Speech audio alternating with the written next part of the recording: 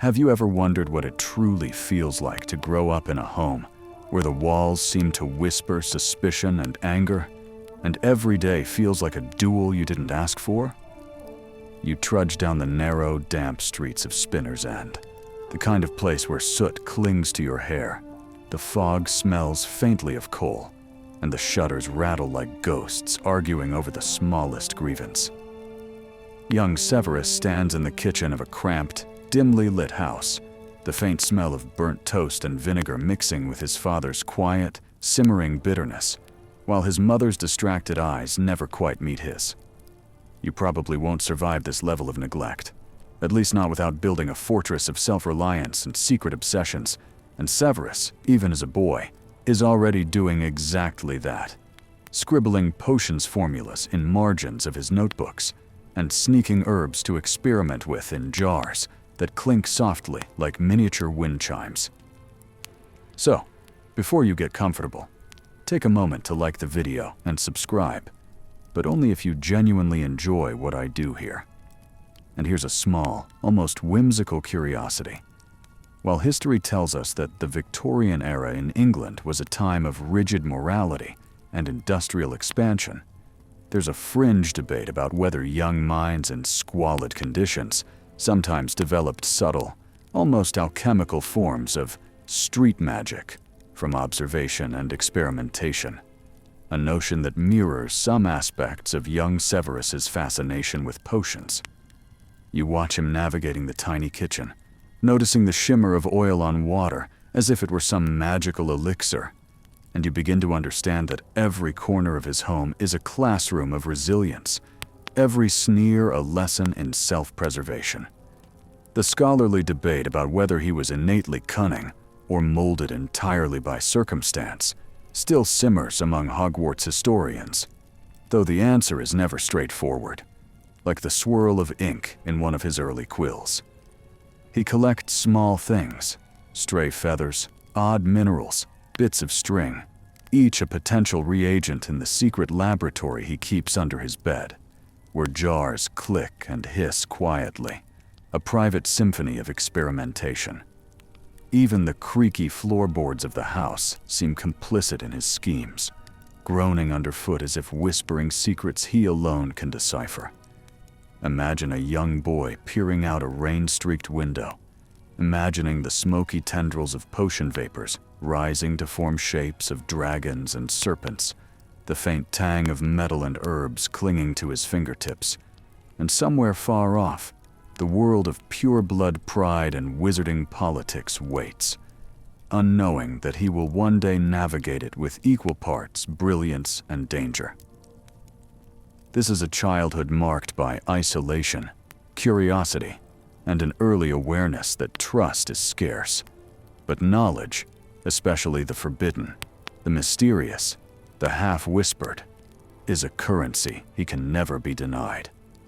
And so, even in the gloom of Spinner's End, amid the grumbles, the smoke, and the small victories of mastering a new incantation in the kitchen when no one is looking, Severus begins to write his own story, one potion, one spell, one secret at a time, laying the foundation for the half-blood prince the world will later both fear and admire.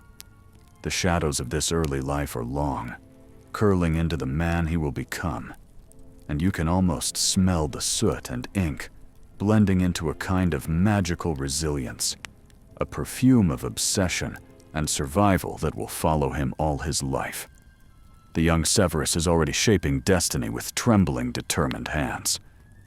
The train whistle echoes through the misty platform as you step onto the Hogwarts Express, and the air smells of smoke, polished wood, and faintly of pumpkin pasties, the kind of scent that makes your stomach flutter with both excitement and dread. You are Severus Snape, a boy with a shadowed past pressed into your chest like a cold stone, and the Sorting Hat sits in wait, whispering in your mind with that peculiar, ticklish sensation, as if it knows your ambitions before you do. It weighs your cunning, your desire for power, your loyalty, and most dangerously, your resentment, debating whether Slytherin's ambition or Gryffindor's courage should claim you, and you feel the tingle of potential magic shivering along your spine. Scholars still debate whether the Sorting Hat truly perceives innate character or merely amplifies latent desires, and you quietly wonder if the hat's whispers are more suggestion than prophecy. You squeeze your eyes shut as it murmurs in that slow, silky voice, teasing, "Plenty of talent here, yet loyalty tugs at you, and a heart secretly kind hides beneath the shadows." A fringe tale circulates among Hogwarts alumni that the Hat sometimes sings snatches of songs from your childhood home, the ones your parents hated, just to provoke a reaction, an idea as delightfully odd as it is unsettling. The other first-years chatter nervously around you, tossing quills back and forth, their robes smelling of freshly starched fabric, unaware of the tempest that rages quietly within your chest. You feel the heat of fear, the flash of anger, and a spark of ambition coiling together, a trio of emotions that will define your entire life. The candlelight flickers along the stone walls, casting ghostly shapes on the floor, and you realize that this ancient castle, with its shifting staircases and portraits that seem to watch you with judgment or curiosity, is a living entity, a place that both tests and nurtures its inhabitants. I'm really curious. From which part of the world are you watching this video? Write your country in the comments. Let's see how far this little story has traveled. You notice the smell of old parchment and the faint tang of magical residue in the air, like the ghosts of spells past still lingered here, and it makes your heart beat faster, thrilling and frightening all at once. The Sorting Hat pauses, as if savoring the moment, its voice a low hum in your mind. You could achieve greatness here, but be warned, your choices will leave scars, invisible yet deep. You shift nervously, recalling the bitter lessons from home, the sting of envy, and the rare warmth of fleeting affection, and you make your choice, the decision that will echo across decades of wizarding history. Slytherin. The word tastes like both victory and inevitability, a whisper that thrills and chills at the same time. You walk down the aisle to the long, green-draped tables, the chatter and laughter washing over you like a river, and you realize with a mixture of pride and apprehension that your life, so shaped by neglect and cunning, is about to intersect with destinies far larger than your own. Even the portraits nod knowingly, as if recognizing the potential for both brilliance and catastrophe in your quiet, watchful eyes. Every corner of the castle seems to exhale history, magic, and expectation, and you can feel yourself both a part of it and apart from it, a boy carrying shadows and secrets into a world brimming with light and danger. By the time you sit down, your mind already racing through potions, spells, and the labyrinth of social navigation, you understand that Hogwarts is not just a school, it is a forge, and you are about to be hammered, bent, and shaped into something neither wholly good nor wholly evil, but unforgettable. Friendship arrives like sunlight breaking through fog, and for Severus, it glimmers most brightly in the form of Lily Evans, whose laugh is a melody that seems almost forbidden in the harsh cadence of his life. You follow him through corridors filled with the scent of ink, candle smoke, and a faint tang of charred toast from the kitchens below. Every step, a delicate dance between hope and anxiety. You watch him lean against the cold stone walls, eyes fixed on her fiery hair and quick smile, wishing desperately to bridge the gap between loneliness and connection. And yet you feel the ever-present gnaw of envy as other boys gather in laughter, their hands confident on broomsticks, and their robes smelling faintly of polished leather. I'm really curious. From which part of the world are you watching this video? Write your country in the comments. Let's see how far this little story has traveled. There is a fascinating historical tidbit here. In late medieval Europe, young apprentices often formed alliances and rivalries that shaped their careers in ways historians still debate.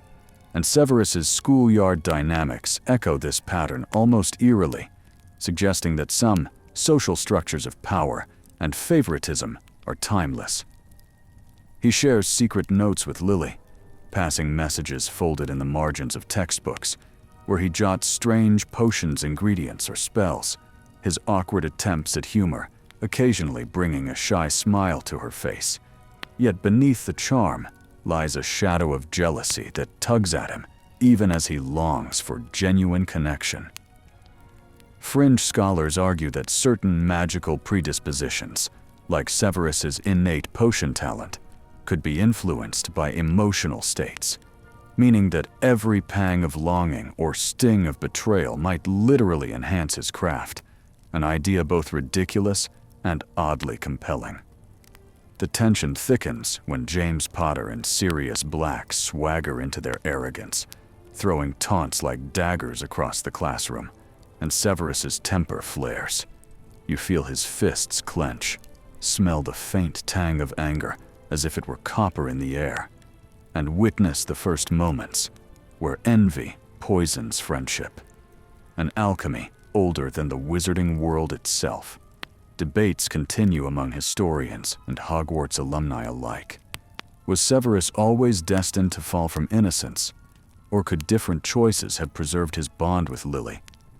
You trail him as he retreats to the potions classroom, the coppery scent of brewing herbs mingling with old parchment, and see him scribbling obsessively, notes spiraling into the margins of his notebooks, a silent rebellion against both authority and the unspoken pain of unrequited love.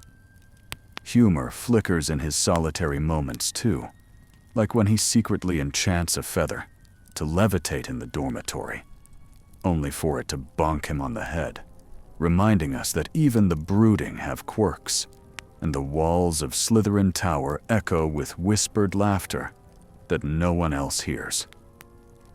Lily's presence is a tether to humanity, a reminder that warmth exists even in cold halls.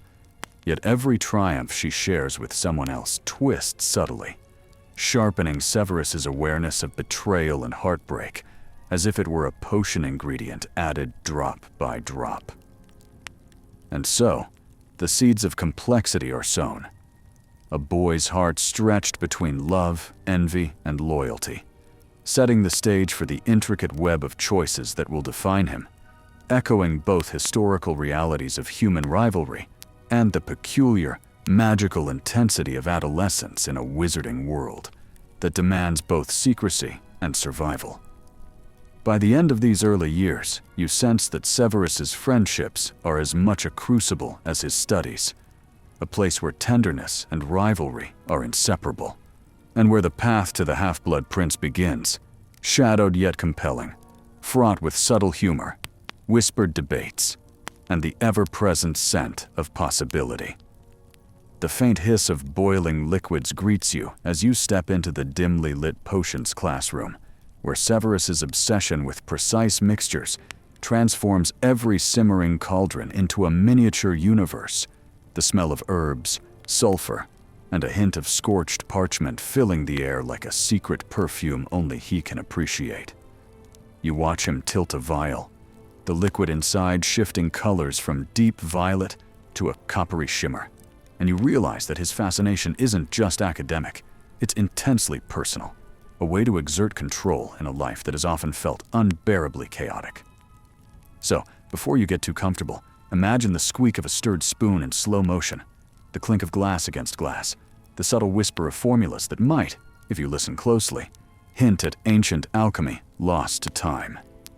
Historical records tell us that early European apothecaries would sometimes discover effects purely by accident, a method Severus mirrors in his meticulous yet experimental approach, blending traditional recipes with daring improvisation, while fringe magical theorists suggest that some potions respond not just to ingredients, but to the emotional state of the brewer, a phenomenon Severus notices and cultivates obsessively.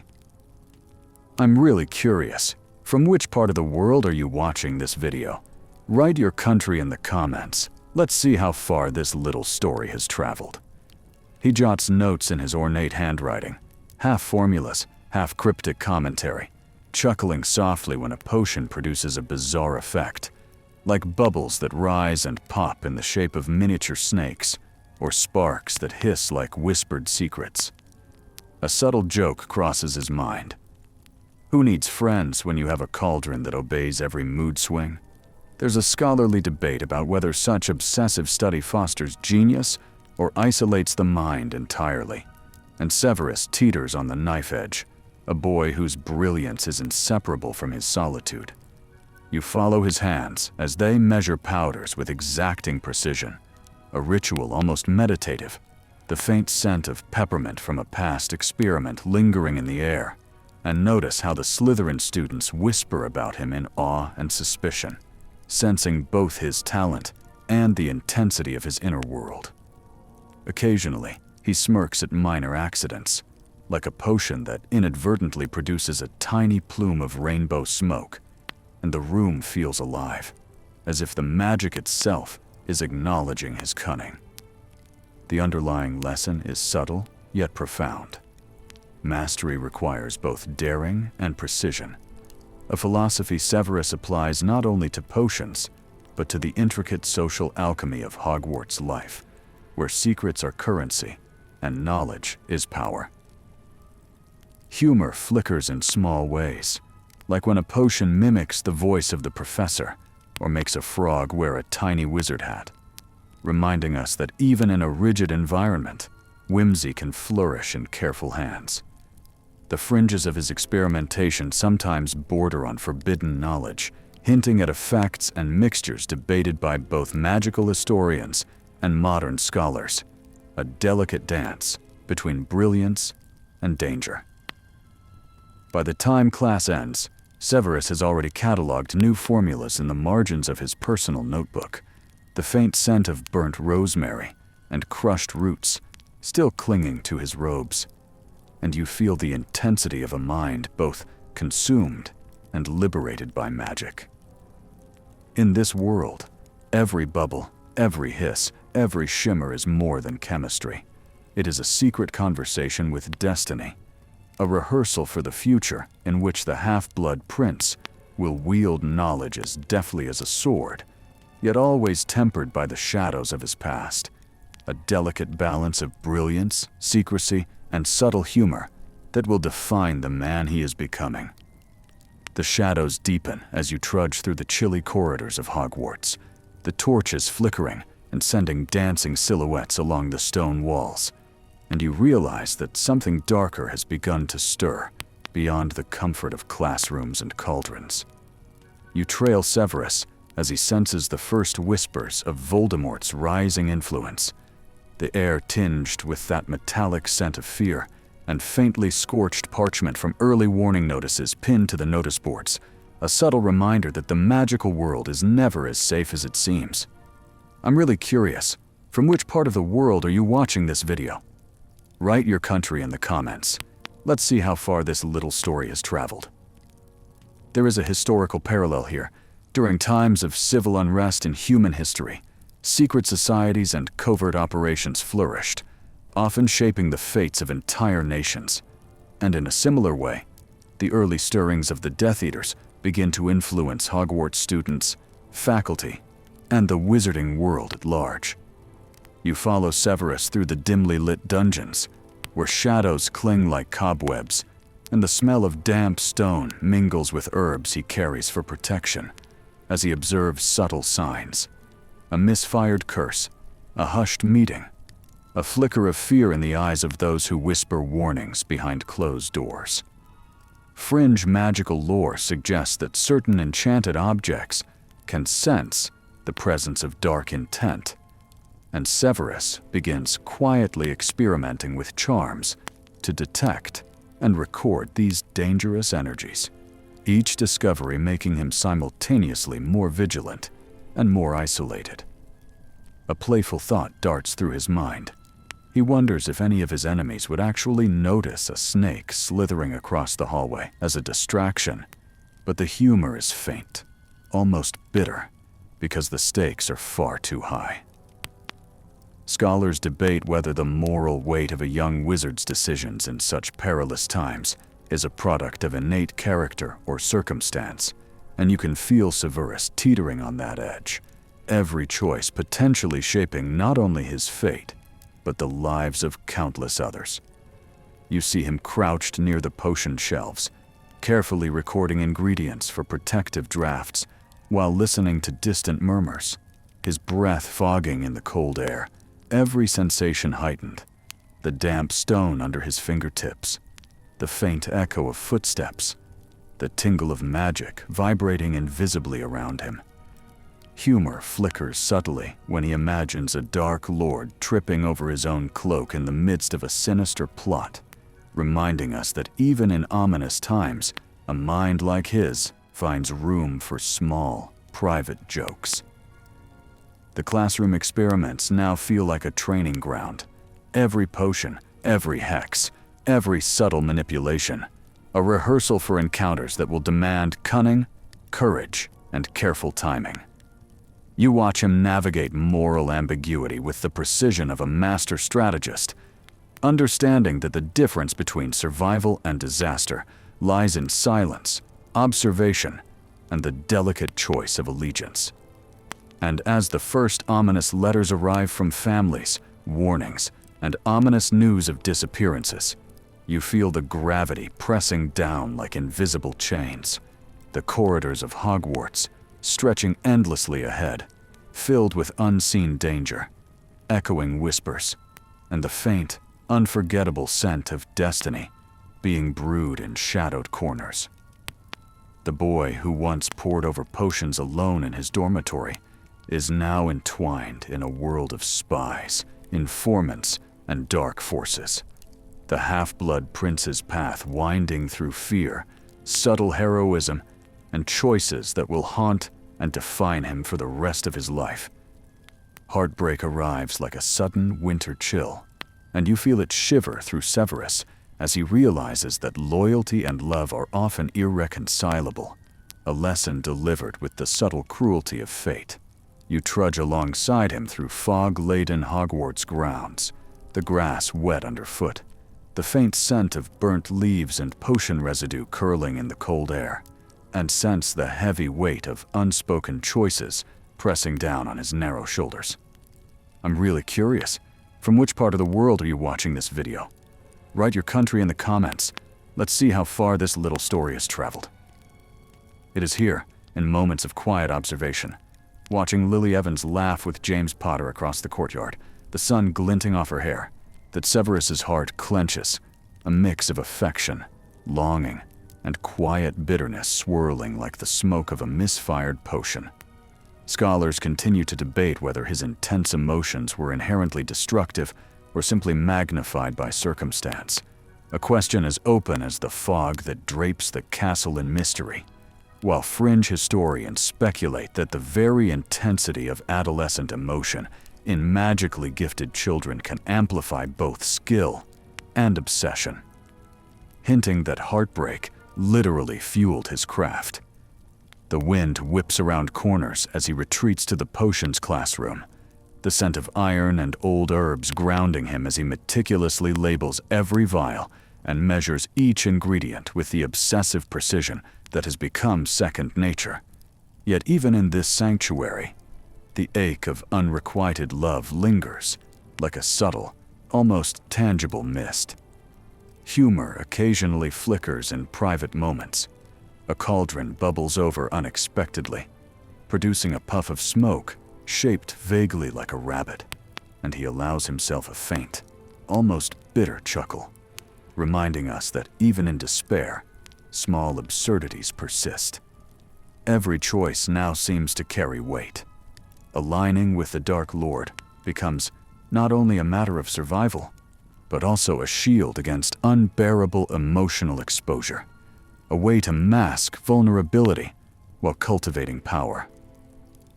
You see him watch shadows lengthen in the dungeons, imagining strategic outcomes, alliances, and betrayals in a mental chessboard that stretches across Hogwarts and beyond. The scholarly debate over whether such foresight is brilliance or paranoia feels almost irrelevant in the face of the raw, human struggle he navigates daily. The corridors echo with whispers of past mistakes and warnings for the future, and Severus internalizes each murmur, each subtle glance, calculating the balance of duty, secrecy, and self-preservation, while understanding that every act of loyalty or betrayal leaves invisible scars, both on others and himself. Historical tidbits remind us that many real-world spies and oppressive regimes learned early that personal affection and duty rarely align, a parallel that underscores the weight of Severus's choices. Yet the whimsical side of magic persists, as when a dropped vial creates tiny sparks that twinkle like mischievous stars, a reminder of wonder amid despair. As he embraces the moniker Half-Blood Prince, it is both a shield and a badge, a code name for identity forged in heartbreak and hardened in necessity. Each letter, each potion, each secret a quiet rebellion against a world that has never allowed him simple happiness. And so, the seeds of duty, love, secrecy, and self-preservation intertwine, forming a complex web that will define every subsequent action, every whispered plan, every delicate maneuver that carries him through adolescence and into the shadowed corridors of adulthood, shaping the man whose legend will linger long after Hogwarts itself has slumbered through centuries of magical history. You follow Severus as he drifts through Hogwarts like a shadow, moving between classrooms, corridors, and hidden alcoves, each step a careful negotiation of appearances, alliances, and secrets. The air smells faintly of old parchment, polished stone, and a hint of iron from the dueling club, a constant reminder that every corridor could conceal danger or opportunity. I'm really curious. From which part of the world are you watching this video? Write your country in the comments. Let's see how far this little story has traveled. Scholars still debate whether Severus's brilliance as a double agent was born of loyalty, survival instinct, or sheer cunning. And while history leans toward a mixture of all three, the precise motivation remains tantalizingly elusive. Fringe magical theorists suggest that wizards with dual allegiances can literally sense shifts in magical energy, a trait Severus seems to hone instinctively, as if every flicker of shadow, every subtle hiss of a potion, communicates truths hidden from ordinary eyes. You trail him through the shadowed dungeons, where the faint glow of enchanted lamps reflects on stone walls streaked with moss and age, and notice the meticulous care with which he navigates interactions with both allies and enemies. A whisper here, a calculated glance there, each gesture a coded message in a game of life and death. Humor flits quietly through his mind in small, private doses. A misbehaving ink bottle flings a splatter onto a textbook, and he allows himself the briefest smirk, a reminder that even the most guarded souls harbor tiny rebellions. Every day is a performance, every friendship a test, every conversation potentially laced with hidden meaning, and you feel the tension coil in the air like a snake waiting to strike, the kind of strain that would give most people nightmares, but sharpens Severus's focus instead. The scent of rosemary from a protective charm, the slight shimmer of an invisibility cloak brushing the stone floor, and the whisper of footsteps behind him all converge into a sensory map of subtle manipulation, a delicate choreography that only someone as perceptive as Severus could manage without faltering. Historical parallels can be drawn to spies in wartime Europe, where the line between heroism and treachery was often blurred, a debate mirrored in the ethical discussions Hogwarts professors quietly engage in even today. He jots secret notes, folds coded letters, and studies the patterns of both friends and foes, creating a mental ledger of trust and suspicion that grows increasingly complex with every passing year. Small jokes still survive in his calculated world. A rogue owl swoops in and steals a parchment, and Severus lets out a quiet laugh that seems almost shocking in the echoing dungeons, a rare human sound amid careful observation and quiet tension. By the time you realize it, he has become a master of the double life, blending the roles of student, spy, mentor, and strategist with a precision that makes even seasoned wizards pause and wonder how he manages the impossible. In this space of secrecy and subtlety, every potion brewed, every spell whispered, and every glance exchanged becomes part of a larger game, a game that will define the trajectory of Hogwarts, the fate of friends, and the delicate, perilous legacy of the Half-Blood Prince. You walk silently behind Severus as he takes his place at the front of the potions classroom, the faint tang of herbs and polished wood mixing with the scent of old candle wax, and realize that here, more than anywhere else, he wields influence with an almost imperceptible grace. His voice is calm, measured, and threaded with subtle authority, a quiet reminder that knowledge is power and perception is everything. I'm really curious, from which part of the world are you watching this video? Write your country in the comments. Let's see how far this little story has traveled. Scholars continue to debate whether Severus's mentorship of students was an act of genuine care or another layer of strategic manipulation, a question that lingers like the faint smoke from a miscast spell, while fringe magical historians argue that certain teaching methods, like blending humor with fear, can accelerate both learning and obedience, a technique Severus seems to perfect effortlessly. You watch as he demonstrates a potion, his hands precise, movements fluid, yet every gesture contains a subtle lesson in control, discipline, and observation, embedding lessons about life itself between the flickers of boiling liquid and the shifting hues of the concoction. Humor sneaks in, like when a student's attempt at a spell makes a rat puff up into a tiny ballooned spectacle, and Severus allows himself a faint, knowing smirk, careful not to break the mask of stern authority while quietly savoring the absurdity. The scholarly debate continues. Do brilliant teachers inspire, or do they manipulate latent talent to serve larger goals? You sense Severus navigating that line with uncanny skill, each word, glance, and correction a measure of influence calibrated to produce desired outcomes, and yet, beneath the sharp edges, there is a flicker of care, almost imperceptible, for those who genuinely seek knowledge. The classroom air is alive with subtle magic. Faint motes swirl like dust in sunlight.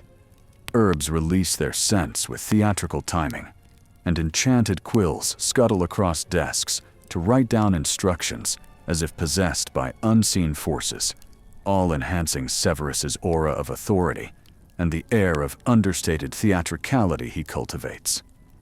Historical fact reminds us that medieval alchemists often doubled as teachers, imparting knowledge selectively to protégés while keeping secrets from rivals, a reality mirrored in Severus's approach as he fosters skill while withholding certain truths, a delicate balance that sparks both admiration and quiet frustration. You follow him through his subtle manipulations, encouraging a timid student here, challenging a clever one there, always measuring reactions with a keen eye, teaching lessons that extend far beyond potions into strategy, ethics, and self-awareness. A silent curriculum that some argue shapes future leaders or manipulators.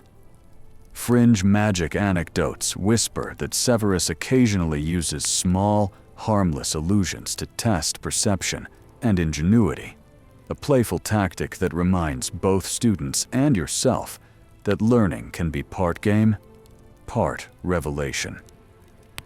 By the end of each day, you feel the quiet pulse of influence, the lingering scent of herbs and faint smoke, and the unmistakable impression that the Half-Blood Prince's impact is not limited to formulas and cauldrons. He shapes minds, subtly bending the magical currents of thought and personality, leaving a legacy that will ripple through generations of students, blending ethics, brilliance, humor, and the ineffable pull of his complex, quietly formidable presence. The castle quivers with tension as you follow Severus into the shadowed corridors of Hogwarts during its most perilous hour, the faint scent of smoke, wet stone, and magical residue mingling with the metallic tang of fear that hangs thick in the air. Every footstep echoes ominously, a reminder that the walls themselves seem to sense the storm of conflict approaching. I'm really curious, from which part of the world are you watching this video? Write your country in the comments. Let's see how far this little story has traveled. History shows that fortresses and schools alike have long served as crucibles during times of conflict, their stone walls bearing witness to heroism, betrayal, and the silent strategies of those who walk them with care. While fringe historians speculate that certain buildings in magical realms, like Hogwarts, can store emotional energy, amplifying courage or fear, a phenomenon Severus seems attuned to instinctively. You watch him navigate the chaos. Enchanted armor shifts into defensive stances, staircases twist unpredictably, and distant screams echo faintly.